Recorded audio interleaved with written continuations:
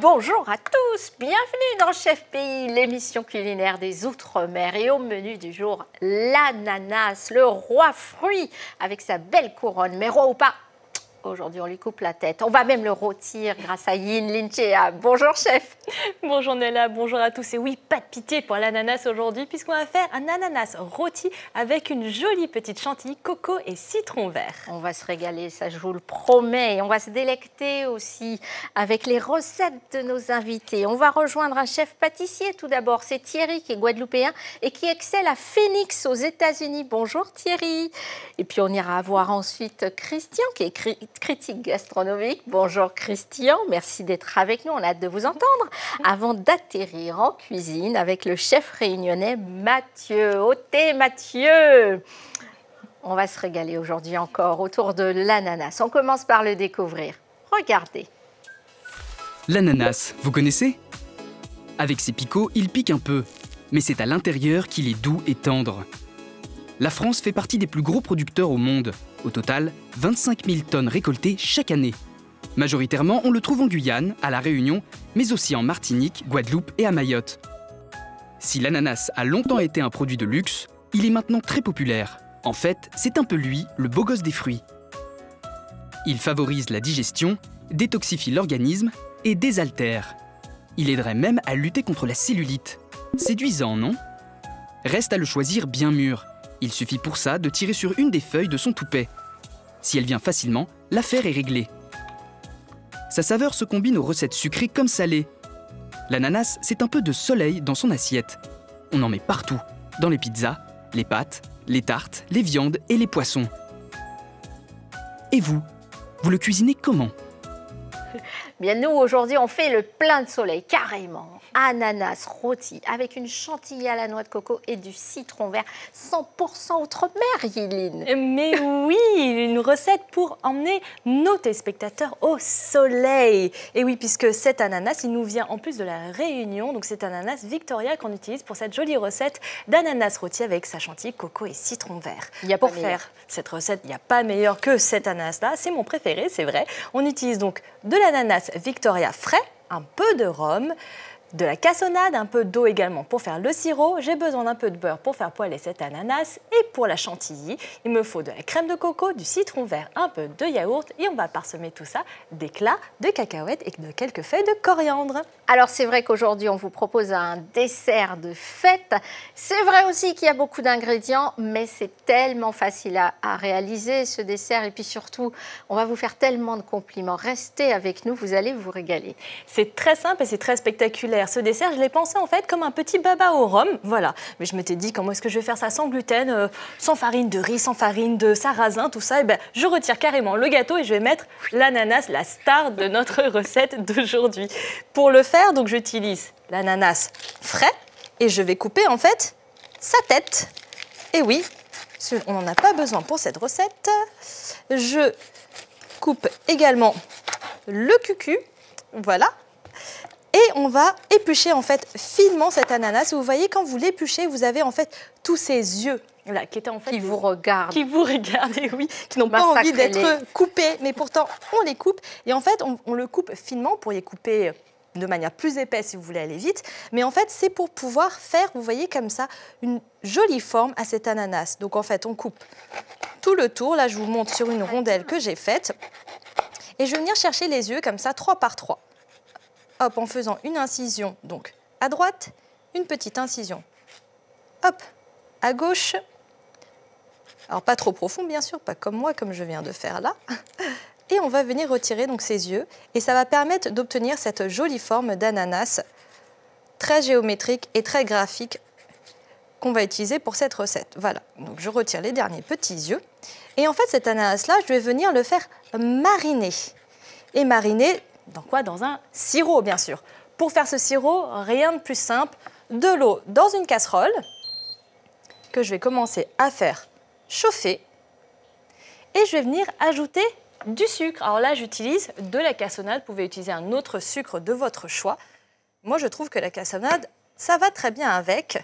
Surtout que j'ajoute également un peu de rhum. Alors ça paraît beaucoup en termes de quantité, mais en fait c'est très dilué dans l'eau. Hein. Donc on met environ un demi-litre d'eau et environ 200 à 250 grammes de cassonade. Bon, ou l'inverse, ou pas, avec modération, toujours. Avec modération, bien sûr. On le fait juste bouillir et une fois qu'il a bouilli, le sirop est prêt. Il faut attendre qu'il tiédisse un petit peu avant d'ajouter, comme dans un baba au rhum, eh bien du rhum, bien sûr. Alors là, vous utilisez également du rhum blanc ou bien du rhum brun, comme vous aimez, entre 3 et 5 cuillères à soupe. Mais moi, je préfère mettre environ 5 cuillères à soupe. Bon, voilà. Et une fois que ce sirop est fait, en fait, on va venir poser l'ananas à l'intérieur. Alors, j'ajoute un petit peu de rhum. Il faut attendre que ça bout quand même. Hein. Bon, c'est pas très grave si on met tout en même temps. Dans les règles de l'art, il faut faire les choses une à une. Et une fois que le sucre est bien dissous, je vais venir poser l'ananas dedans et il va pocher comme ça, en fait, à froid toute la nuit de préférence pour qu'il y ait bien ce petit goût de rhum le lendemain lorsqu'on va le faire poêler. Oh là là là là, mais ça commence déjà très bien cette histoire. Lily, est-ce que vous savez, j'ai envie de vous faire découvrir une très très belle histoire. C'est celle de Thierry. L'ananas, il a changé sa vie. Tout simplement, rien que ça. Rien que ça. Et oui, on peut partir du Moule en Guadeloupe et atterrir à Phoenix en Arizona et briller grâce à l'ananas. C'est bien cela, hein, Thierry? Oui, c'est bien cela. Bonjour. Bonjour Thierry. Alors racontez-nous, c'est la classe à Dallas, on veut tout savoir. Oui, alors quand j'étais au collège, il y a une journée porte ouverte et on a fait un gâteau à l'ananas. Et puis depuis, j'ai beaucoup aimé et je voulais être pâtissier en étant adolescent. Donc j'ai été près de mon père, je lui ai dit que je voulais plus être policier comme lui et que je voulais être chef pâtissier. Et il m'a dit, OK, ben, sois le meilleur. Et à partir de là, mon amour est parti avec le gâteau à l'ananas que j'ai refait à plusieurs reprises. Et j'ai eu la chance de faire mon CAP à la Guadeloupe. Et ensuite, je suis parti à Paris pour la maîtrise en culinary management. Et puis, bien entendu, j'ai toujours voulu partir aux États-Unis. Et là, depuis 21 ans que j'y suis. Une histoire de dingue. Et maintenant, vous vivez le rêve américain grâce à un ananas. Mais c'est fantastique. Oui. Aujourd'hui encore, d'ailleurs. Oui, toujours aujourd'hui. Et aussi, il ne faut pas oublier que l'ananas, c'est le signe de l'hospitalité. Et être dans ce métier dont j'adore, comme je dis, que j'ai fait une superbe carrière jusqu'à maintenant. Et maintenant, je me trouve à Phoenix depuis 2 ans. Il y a une recette qu'on vous demande à l'ananas, j'imagine.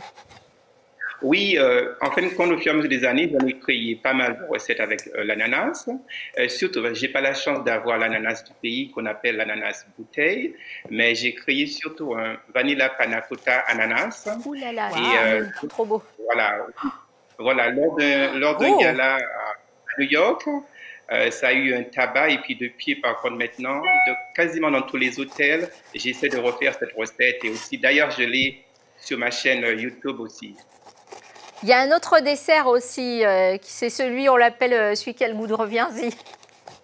Oui, le goût, celui, parce que j'aime beaucoup les épices, donc j'ai fait aussi, voilà, avec un chocolat blanc et il y a une feuille d'ananas qui est juste en bas, mais plutôt j'ajoute l'épice au Mexique qu'on appelle le tajin, qui est un peu de sel, de citron et aussi c'est épicé. J'aime beaucoup utiliser les épices aussi dans la pâtisserie, mais avec l'ananas, c'est toujours un honneur.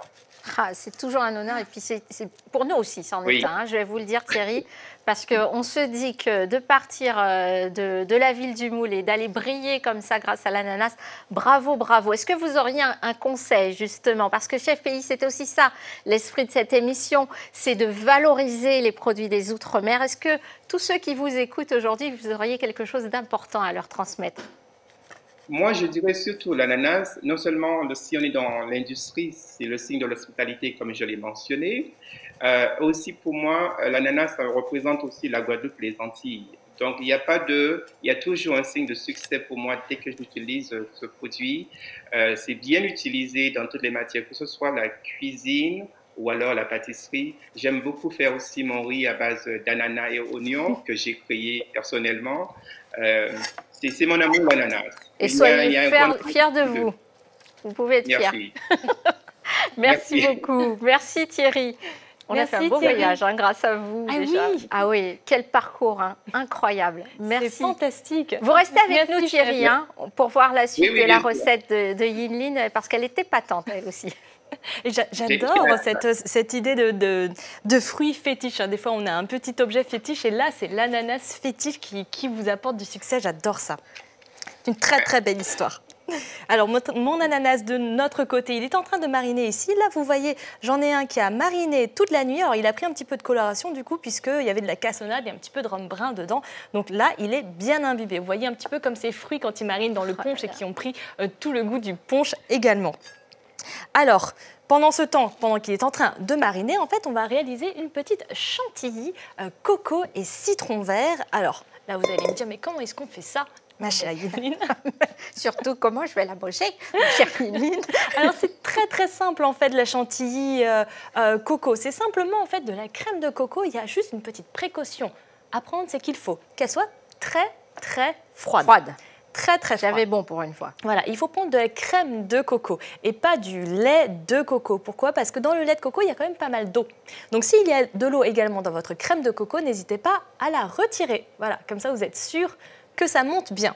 Donc, là, on veut du gras. Voilà, c'est ça, on veut du gras. Exactement, puisque c'est le gras, en fait, lorsqu'il va être fouetté, qui va foisonner, en fait, on appelle ça foisonner, et ça va donner, en fait, la structure de notre chantilly. Et puis, c'est du bon gras, allez-y. Oui, c'est du bon gras, c'est du gras végétal, c'est du gras de fruits, au final.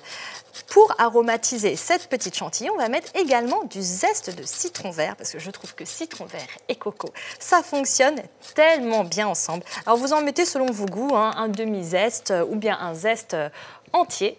Et on va venir mélanger ça, on va venir fouetter. Alors, pour fouetter, je vais vous montrer quand même le geste. Alors, pour fouetter, en fait, on veut un geste qui soit vertical. Donc, en fait, on ne va pas venir toucher, en fait, tout le reste du bol, qui est un bol en inox ici. Donc, on a mis au congélateur avec le fouet, tant qu'à faire, pour que ce soit vraiment bien froid. On va venir, comme ça, fouetter. Je ne sais pas si vous voyez bien. Et en fait, c'est ce mouvement vertical vers le haut qui va permettre de donner de l'air à cette préparation. Voilà, alors, je ne vais pas le faire là tout de suite, j'en ai fait un petit peu en avance, parce que ça prend un petit peu de temps et puis ça fait quand même pas mal de bruit. Mais je vais vous montrer une deuxième petite chose qu'on a vue d'ailleurs, chef Thierry, dans vos dressages. C'est cette jolie, vous avez vu cette jolie petite fleur d'ananas. On va en faire une? Eh bien oui, on va en faire une. Je vais vous dire comment on l'a fait. Enfin, je pense que vous l'avez faite comme ça également, chef Thierry. Alors là, vous voyez, c'est cet ananas tout à l'heure que j'ai épluché, j'ai commencé à retirer les yeux. Vous voyez là, comme ça, 3 par 3. On va venir faire des tranches très fine. Alors, soit vous faites ça à la mandoline, soit vous faites ça avec un couteau qui coupe bien. Alors, on va venir faire des vraies tranches jusqu'au bout, très doucement. Hop, venir faire des tranches pour obtenir en fait cette jolie forme de fleur. Et lorsqu'on a obtenu donc des jolies tranches, bon, vous la faites mieux que comme ça, hein, bien sûr, beaucoup plus fine, et bien on va la mettre en fait à sécher, de préférence dans un petit moule en silicone, voilà, comme ceci. On va venir les sécher pour pouvoir obtenir de jolies petites fleurs. Oh là là, même la déco, on va la manger aujourd'hui. Mais oui, Mais oui, elle se mange aussi. j'adore. Et en parlant de fleurs,